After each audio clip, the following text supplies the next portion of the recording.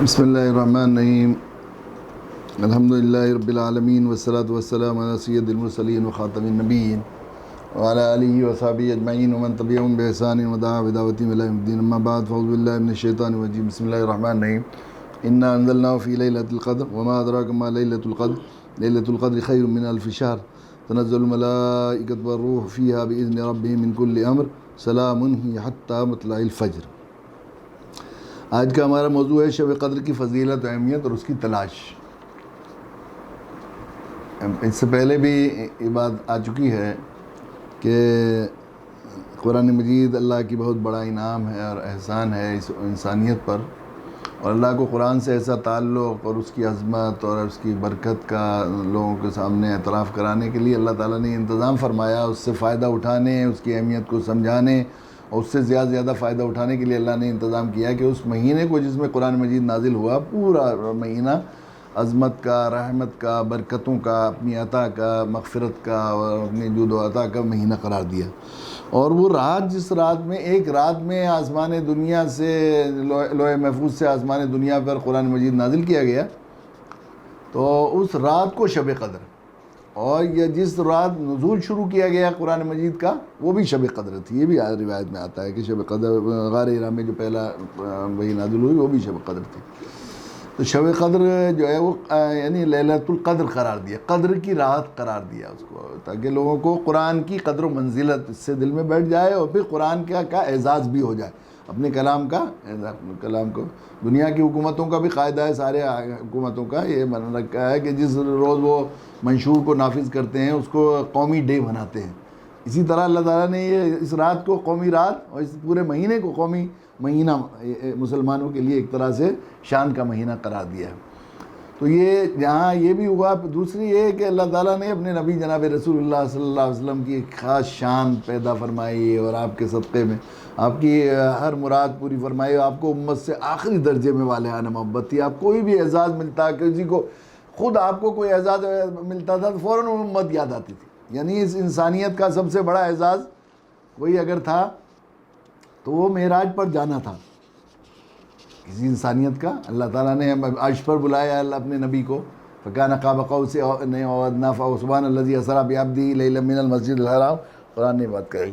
لیکن وہاں پہنچ کے جب اللہ تعالیٰ نے السلام علیکم ایھا النبی، التحیات میں جو یہ مکالمہ ہم یاد کرتے ہیں، السلام علیکم ایھا النبی،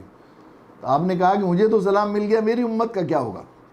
السلام علینا وعلی عباد اللہ الصالحین، فوراً آپ نے کہا کہ اللہ مجھے پر سلام ہو، لیکن میرے امتیوں پر بھی جو صالح اور نیک ہیں ان پر بھی سلام ہو۔ ہر موقع پر آپ جب پہلی امتوں کے کسی اعزاز احترام کا ہوتا تو آپ کو فوراً رشک ہوتا، آپ کو غایت درجے کی امت سے محبت تھی۔ لقد جاءکم رسول من انفسکم عزیز علیہ ما عنتم حریص علیکم بالمؤمنین رؤوف رحیم۔ ایمان والوں کے لیے وہ بہت ہی ان کی خیر خواہی میں حریص ہیں، انہیں جو ہے بالکل بہت ہی محبوب ہے تمہاری خیر خواہی، ہمدردی۔ تو روایت میں آتا ہے کہ اللہ انبیاء کا پرانا واقعات اللہ کے نبی کو پتہ لگے کہ پہلے امت کے لوگوں کی عمریں بڑی بڑی ہوتی تھی، اور 500 سال عبادت کی عابد نے، اس سے 1000 سال عبادت کی،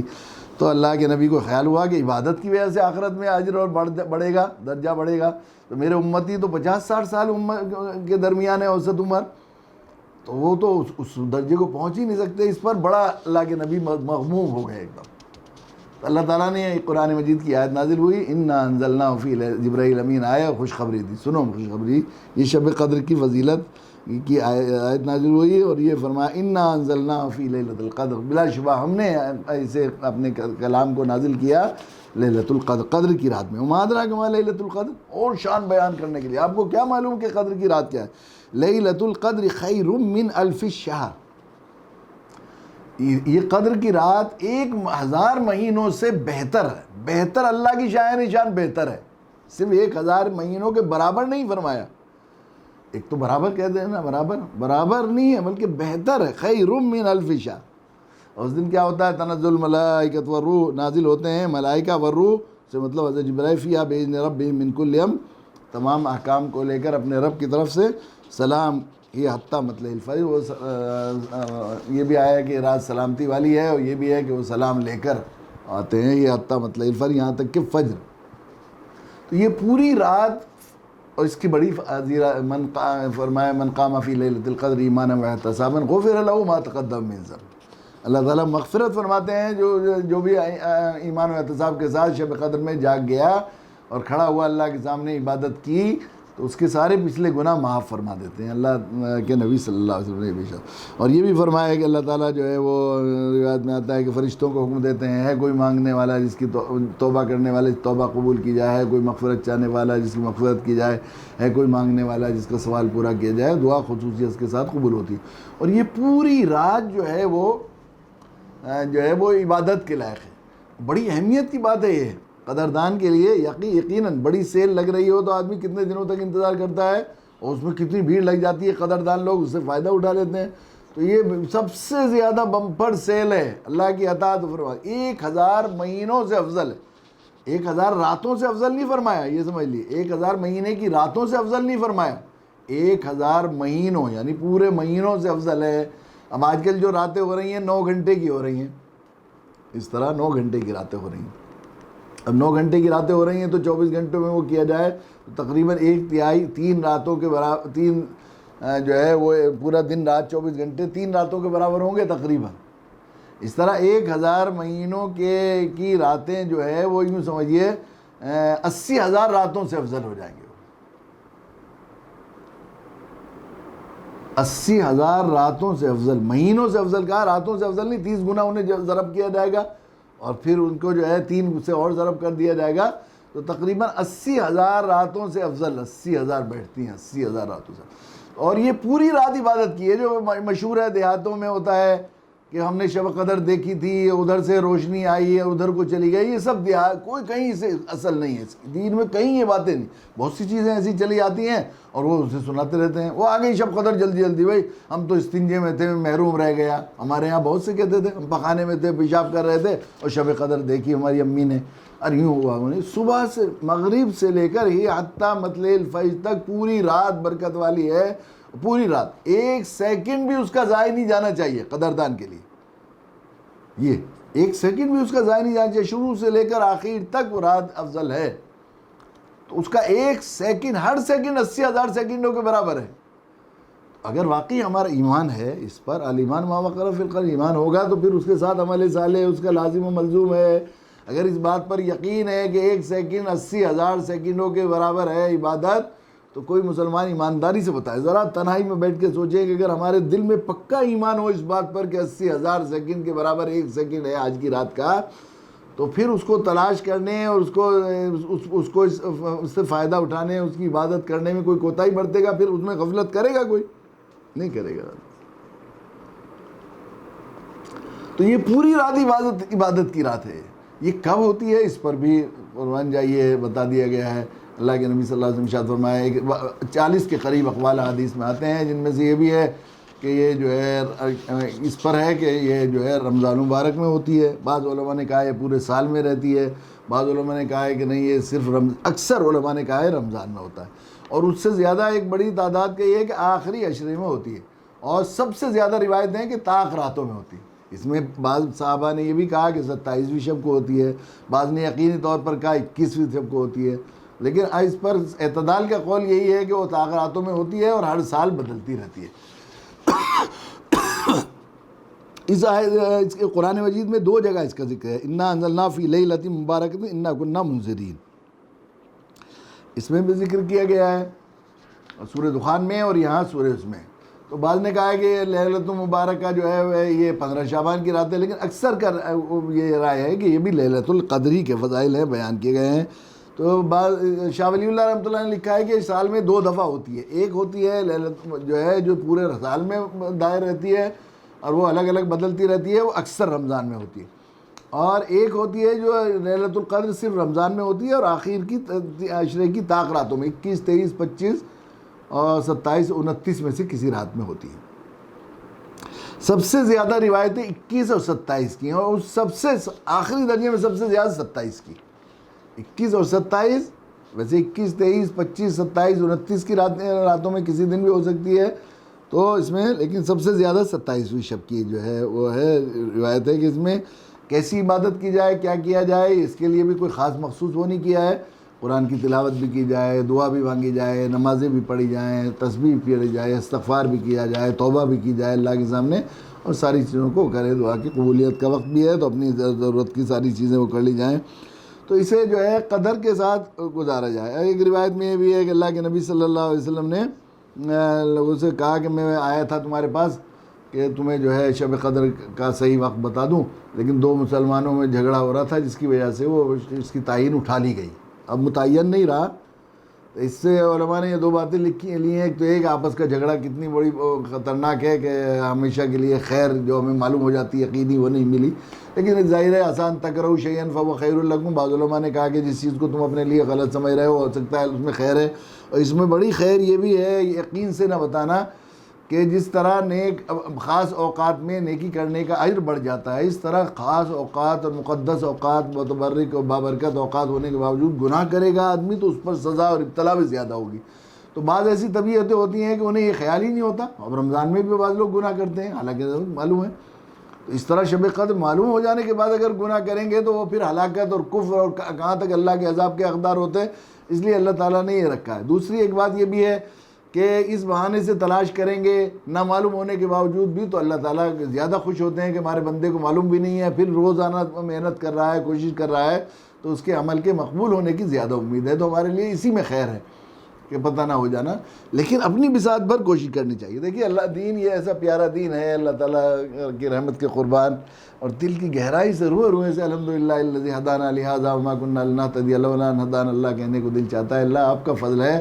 کہ اللہ تعالیٰ نے چیزوں کی برکتیں اور فضیلتیں بیان کی ہیں, اور پھر اس کا جو بہتر سے بہتر طریقہ اس کا ہو سکتا تھا استعمال کرنے کا, اس سے فائدہ اٹھانے کا, وہ بھی اپنے نبی کے واسطے سے ہمیں سکھا دیا. اس سے آسان اور اس سے محتاط کوئی طریقہ نہیں ہو سکتا. مثلا آدمی سب سے زیادہ اللہ کے نزدیک سجدے میں مقرب ہوتا ہے, اللہ کے نزدیک سب سے زیادہ. اب سجدے سے قرب حاصل کرنے کا کیا طریقہ ہو, تو اللہ تعالیٰ نے اپنے نبی کے واسطے سے نفلی نمازیں, اور صرف وہ جو نبی کرم صلی اللہ علیہ وسلم نے نمازیں پڑھی ہیں اور جن کی عام طور پر ایک طرح سے کبھی کبھی امت پر فرض نہ ہو جائے, واجب نہ ہو جائے, ترک کر دی ہیں, لیکن جن پر اکثر مداومت کرتے تھے ان کا عادی ہو جائے, اور وہ سسٹم کچھ ایسا ہے انسانی زندگی کا کہ اسے وہ کرنے کے لگے تو وہ بالکل بہت ہی نیچرل روٹین ہے, جو آسان ترین روٹین ہے. اس کے لیے اس میں دنیاوی اعتبار سے بہت سی راحتیں ہیں. اس وقت وہ عذاب کر لے, وہ جو ہے وضو کر لے آدمی, جو وقت اوقات کے ہیں تازہ وضو کر لے, اس وقت نماز پڑھ لے, تو اس کی جسمانی صحت کے لحاظ سے بھی اور اس کے نظام الاوقات کو بھی مرتب کرنے کے لیے اس میں بڑی مدد ملتی ہے.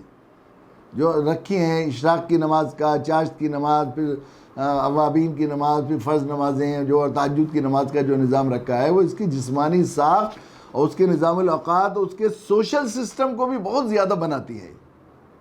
اور آخرت کو تو بناتی ہیں, اللہ کا قرب حاصل ہو جائے گا. اس طرح جو روزے کا نظام بنایا ہے, اس روزے کا بھی اگر جو نفلی روزے ہیں جو اللہ کے نبی صلی اللہ علیہ وسلم مسنونہ روزوں کا ہے ان کا کرے گا, تو آدمی کی جسمانی صحت کے لحاظ سے بھی بہت سی بیماریوں سے, اگر ایک جوانی کے بعد آدمی ان مسنونہ معصوم 3 روزے, ایام بیس کے روزے جو 3 مہینے کے 3 روزے, اور پیر جمعرات کے روزے رکھنے کا, اور عاشورہ کے, اور یہ ذی الحجہ کے روزے اور یہ رکھنے کا وہ کرے گا, تو وہ انسان کی صحت کی فٹنس کا بھی انتظام ہو جائے گا 100%. حج عمرے کا جو طریقہ بتایا گا اس کو کرے گا تو اس کی وجہ سے بھی جنرل اوورآل ایمان کا بھی ہو جائے گا, اور جسم کا بھی جنرل اوورآل ہو جائے گا, اس کا ہیلتھ کا بھی اوورآل ہو جائے گا. یعنی اس سے بہتر کوئی طریقہ انسانی سسٹم کو, انسانی روحانیت کو اور انسانی جسمانیت کو صحیح کرنے کا اور کوئی نہیں ہو سکتا. یہ رکھا اللہ تعالیٰ نے. تو اب میں بہت دنوں سے جب میرے ذہن میں بات آئی کہ شب قدر ایسی مبارک ہے کہ اس کا تو ایک سیکنڈ ہمارا قدر سے گزرنا چاہیے, ہونا چاہیے. اب اس کی کیسے قدر کی جائے, کیسے اس کو تلاش کیا جائے, کیسے 100% یقینی بنائے کہ ہم لوگ شب قدر میں عبادت میں رہے اور اس کا ایک لمحہ بھی ضائع نہیں گیا. کئی دفعہ اگر ویسا ہوگا تو بہت سوچنے کے بعد, بہت مشورے کے بعد بھی اسے اعتکاف سے بہتر آسان کوئی طریقہ نہیں بن سکتا. کہ آدمی عشرے اخیرہ میں شب قدر آئے گی تو آدمی مغرب سے پہلے سے جا کر آخر عشرے میں سنت موقدہ کفایت کی نیت سے اعتکاف میں بیٹھ گیا, تو اب یہ 24 گھنٹے عبادت میں ہے. شب قدر ان میں ہی آئے گی. اگر سو رہا عبادت نہیں کر رہا ہے تو وہ عبادت میں ہے. اور عبادت بھی کتنی بڑی عبادت, اللہ کے نبی نے فرمایا کہ جو شخص ایک دن کا رات کا اعتکاف اللہ کی رضا کے لیے کرے, اس کے اور جہنم کے درمیان اتنی 2-3 ایسی خندقیں آڑے آ جائیں گی جس کے مسافت زمین و آسمان کی. اتنا دور ہو جائے گا وہ جہنم سے, تو جہنم سے اتنا دور ہو جائے گا اتنا جنت کے قریب ہو جائے گا, اللہ کے رضا کے قریب ہو جائے گا. جائے رضا ہے جنت, اللہ کے قرب کے قریب ہو جائے گا. اتنی بڑی عبادت میں مشغول ہے وہ, سو بھی رہا ہے تو بھی کر رہا ہے, اور اس کا ایک سیکنڈ بھی ضائع نہیں جائے گا. اعتکاف ایسی عبادت ہے. تو شب قدر کو تلاش کرنے کے لیے سب سے بہتر طریقہ سنت ہے, اور یہ موقعہ کفایہ ہے اعتکاف. یعنی ہر مسجد میں اگر ایک آدمی بھی محلے کا اعتکاف کر لے تو وہ جو ہے اعتکاف وہ پورا ہو جائے گا, سب کے ذمے سے سنت جو ہے موقع سنت وہ ہو جائے گی. لیکن کوئی بھی نہیں ہوگا تو سب لوگ اس کے موقع سنت کی ترک کے گناہ گار ہوں گے. اس لیے ہر مسجد میں, ابھی بھی مسجد میں وہ نہیں ہے لیکن ایک آدمی تو اعتکاف کر ہی سکتا ہے. اس کی کوشش کرنی چاہیے, ابھی سے نظام بنائیں گے تبھی جا کر بنے گا, چونکہ اب اس مرتبہ کوئی سسٹم ایسا ہے, پہلے سے مسجد والوں کو بلا کر بات کر کے فون پر ہمیں اپنی ہر مسجدوں میں وہ کرنا چاہیے. اب ہم لوگ جو اعتکاف اجتماعی طور پر کر لیتے تھے, لاک ڈاؤن کی وجہ سے نہیں کر سکتے, کیسا پیارا ہے. اللہ کے نبی صلی اللہ علیہ وسلم نے ارشاد فرمایا کہ واہ واہ مومن بھی کیا شان ہے, ہر حال میں نفع میں رہتا ہے. اگر وہ جو ہے اگر وہ مصیبت پریشانی میں ہے تو صبر کرتا ہے, اللہ کی معیت قرب حاصل کرتا ہے. اگر آپ کو خوشی اس میں ہے تو شکر ادا کرتا ہے, تب بھی اللہ کے یہاں درجہ حاصل کرتا ہے. اب ہم لوگ جو اعتکاف کر رہے ہیں, اگر اس لائق ہیں اعتکاف کریں گے, اعتکاف کی فضیلت حاصل کریں گے. اگر ہم اعتکاف نہیں کر سکتے کسی عذر کی وجہ سے, تو اللہ کے نبی صلی اللہ علیہ وسلم نے ارشاد فرمایا کہ جو شخص کوئی عمل کرتا ہے اور کسی عذر شرعی کی وجہ سے یا بیماری کی وجہ سے یا کوئی اور یہ بھی عذر شرعی ہے سرکاری, اس کے قانون کی وجہ سے ہم نہیں کر پائیں گے, تو اللہ تعالیٰ فرشتوں کو ان کی طرف سے متعین فرماتے ہیں کہ وہ ان کی طرف سے وہ عبادت کر کے ان کے نامہ اعمال میں ثواب لکھ کے جائیں. تو فرشتے تو اتنا بہتر طریقے سے اعتکاف کریں گے تو وہ اعتکاف لکھا جائے گا. دوسری ایک بات یہ, اس وقت اس مرتبہ میرے درخواست یہ ہے کہ لوگ جو اعتکاف کا ثواب حاصل کرنا چاہیں وہ یہ کریں کہ خواتین میں اعتکاف کا رواج نہیں ہے. حالانکہ خواتین کے لیے بھی ثواب ہے, اور خواتین یہ جو ہے اس کے لیے جو خواتین کے لیے مسجد میں اعتکاف کی ضرورت نہیں, وہ گھر کے کسی کونے کو معتکف بنا کر وہاں پر اعتکاف کر سکتی ہیں. تو خواتین کے یہاں گھروں میں خواتین میں اعتکاف کا بہت ہی کم رواج ہے, اور جو سنت ذرا رواج نہ ہو اس کا رواج دیا جائے تو 100 بار شہید کا شہادت کا ثواب ملتا ہے. تو یہ سنت موقعہ کفایہ ہے. گھروں میں بہت ہی کم, پورے شہروں میں خواتین اعتکاف نہیں کرتی, یہ دیکھا ہے ہم نے. تو یہ بڑا اچھا موقع ہے کہ ہم لوگ گھر کی خواتین کو اعتکاف کرائیں, اور ہم لوگ ان کی ذمہ داری کو سنبھال لیں. مرد الدال علی الخیر کفاعلہ, جو کسی کار خیر کا ذریعہ بن جائے تو اسے کرنے والے کے بقدر مقبول عمل کا ثواب ملتا ہے. اس لیے علماء نے لکھا ہے کہ 2 لوگ کرنے والوں سے بڑھ جاتے ہیں. ایک نیک کام کا انتظار کرنے والا انتظار کرے گا نماز کی تو مقبول نماز کا ثواب ملے گا. اب اگر اس کا یہ ہمارا ایمان نہیں ہے ان باتوں پر, اگر ایمان ہو تو تکبیر اولیٰ کے بعد آدمی جائے گا مسجد میں, جائے گا انتظار کرے گا, پہلے سے جا کے بیٹھے گا, جتنی دیر بیٹھا رہے گا مقبول. اب جیسی نماز میں پڑھوں گا ویسا ثواب ملے گا, لیکن جتنی دیر انتظار کروں گا مقبول نماز کا ثواب ملے گا. تو ہمیں مقبول ہی, ساری عبادت تو وہی ہے جو قبول ہو جائے, اس کی گارنٹی لی ہے نبی نے کہ یہ مقبول نماز ہو رہی ہے جو آپ انتظار کر رہے ہیں. اور بلا شبہ یہ بات صحیح ہے کہ نماز کی, کہ ایک ہمارے وہ شاعر وہ تھے بیچارے, عجیب اللہ تعالیٰ جس پر رحم فرمائے, ایک مکینک ہیں بہت مشہور میرٹھ کے, ان کا جو ہے وہ ہے پمپس کا ایک بہت بڑا وہ کارخانہ, ڈیزل پمپ کا, باہر سے فورن سے ہو کر کے آئے انجینئر. وہ اذان کتنے 30 سال سے, حضرت مولانا ارشاد صاحب دارالعلوم کے مؤلف تھے, ان کے بارے میں نے سنا ہے کہ انہوں نے 30 سال تک شاید کوئی اذان مسجد سے باہر نہیں سنی. اور مسجد میں ہم نے دیکھا ہے کہ جو شخص بالکل سب سے پہلے جا کے قرآن کی تلاوت کرنے والے ہیں, اگر پوچھنا جانتے نہیں تو آپ انہی سے مل لیجیے, حضرت مولانا ارشاد صاحب ہی ہوں گے وہ. تو وہ بھی بہت زمانے سے اس نے اذان باہر نہیں سنی مسجد سے, وہ وہیں مسجد میں جاتے ہیں. کہنے لگے بھائی کوئی کچھ کرتا ہے, قوال گاتا ہے, راگنی گاتا ہے, تو پہلے کتنی دیر موڈ بناتا ہے کر کے, وہ موڈ بناتا تب اس کی وہ لے صحیح ہوتی ہے. ہم جا کے ایک دم کھڑے ہو جائیں اللہ سے ملنے کے لیے, پہلے سے موڈ بنائے ہم اللہ سے کیا باتیں کریں گے, کیسے راز و نیاز کریں گے اللہ سے, میرے اللہ نے مجھے بلایا ہے ملنے کے لیے, مجھے کیا کس طرح سے میرے لیے اپنی کیفیت طاری کریں گے, تبھی جا کے نماز ہوگی. تو اگر انتظار کر کے, یہ بات صحیح ہے, مسجد میں جا کر بیٹھے گا اگر کوئی نماز کی, نماز میں آدمی کو اللہ کی طرف متوجہ ہونا چاہیے, اللہ کے حضور جا رہا ہے, لیکن ہوتا ہے پوری نماز چلی جاتی ہے پتہ بھی نہیں پاتا. اور حدیث میں یہ بھی آتا ہے کہ جب بندہ نماز پڑھتا ہے تو اللہ تعالیٰ اس بندے اس طرف متوجہ نہیں ہوتا, تو اللہ فرماتے ہیں بندے کچھ ادھر بھی, اسی کی توجہ ادھر ہوتی ہے کچھ تھوڑی سی, پھر دوبارہ وہ پھر ادھر ادھر لگ جاتا ہے, پھر فرماتے ہیں بندے کچھ ادھر بھی, پھر ہو جاتا ہے, پھر تیسری مرتبہ فرماتے ہیں بندے کچھ ادھر بھی, ہم تیرے رب ہیں. تو ہر آدمی کو تھوڑی دیر جھٹکا ضرور لگتا ہے نماز میں, کہ میں کیا کر رہا ہوں، نماز پڑھ رہا ہوں، ذرا مجھے تو رکوع ہو گیا، یہ ہو گیا، کسی کوئی نہ کوئی نماز کی طرف آنے کا ہو جاتا ہے، ضرور ہوتا ہے.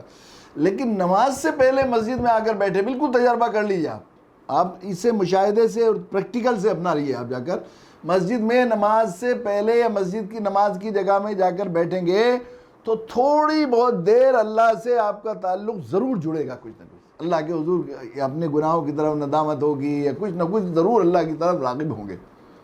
تو انتظار کرنے والے کو نماز کے مقبول عمل کا ثواب ملتا ہے، اور جو ذریعہ بننے والا ہے اسے بھی مقبول عمل کا ثواب. اگر اس مرتبہ ہم اپنی خواتین کو اعتکاف کرا دیں اور ہم ان کے کام کو سنبھال لیں اور کچن کا کام کریں گے، اللہ کے نبی کی یہ بھی ایک سنت ہے کہ گھر کے کاموں میں برابر کے شریک ہوتے ہیں. اور آپ اور ماتحتوں کے کاموں، رمضان میں ایک بات یہ بھی تھی کہ آپ نے کہا بھی جو اپنے ماتحتوں کے پر بوجھ کو بانٹے گا اللہ تعالیٰ میدان محشر میں اس کے بوجھ کو کم کریں گے.